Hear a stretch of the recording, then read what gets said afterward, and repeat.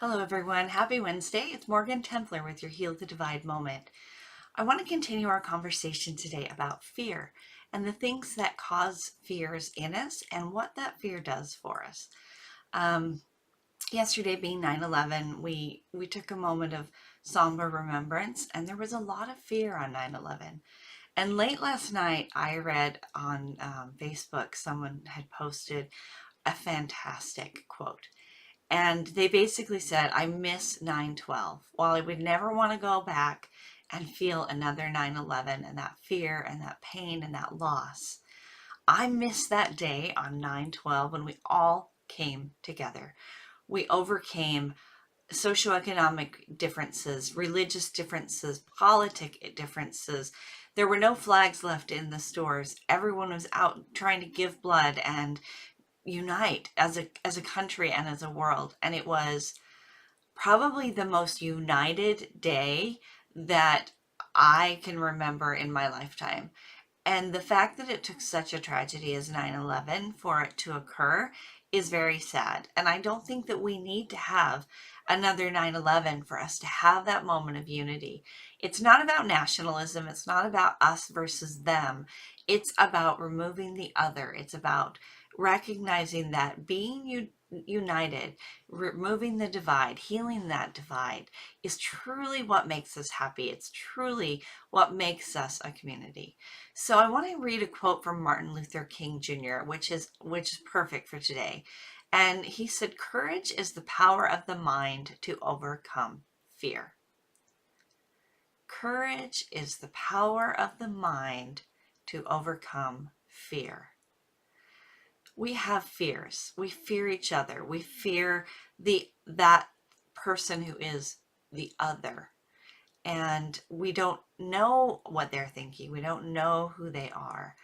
And so that's what my hashtags today are about. So we have Heal the Divide, of course, but be courageous. Being courageous is the power of the mind overcoming fear, because fear creates barriers. And I think that's really critical for us to remember and to think about when we are afraid.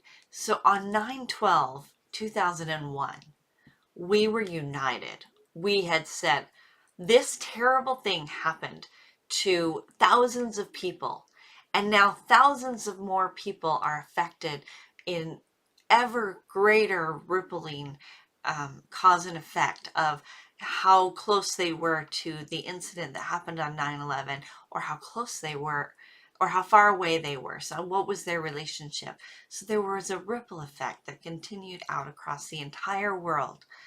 And on 9/12, the entire world came together and said, this is all of our pain.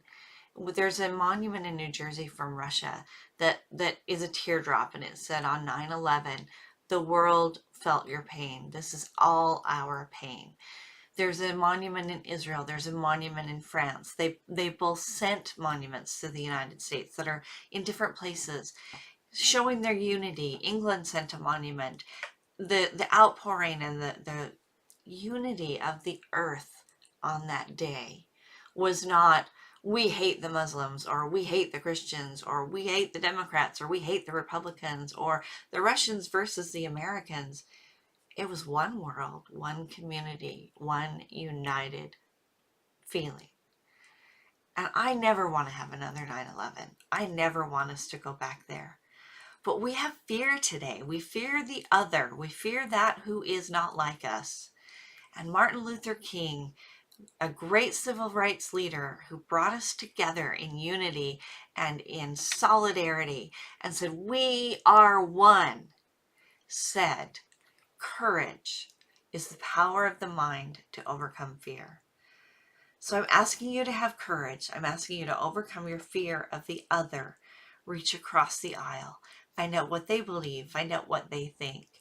Accept that they have the right to those differing opinions, and that together those different opinions, like we talked about a couple of weeks ago, create innovation, create beautiful change, create forward progress. And I ask you to think about that today. So again, today we're thinking about being courageous, about fear creates barriers. And when we have barriers, we're not united. So let's heal this divide. Let's come together. Let's be one again. Have a fantastic Wednesday, and I hope the rest of your week is terrific as well.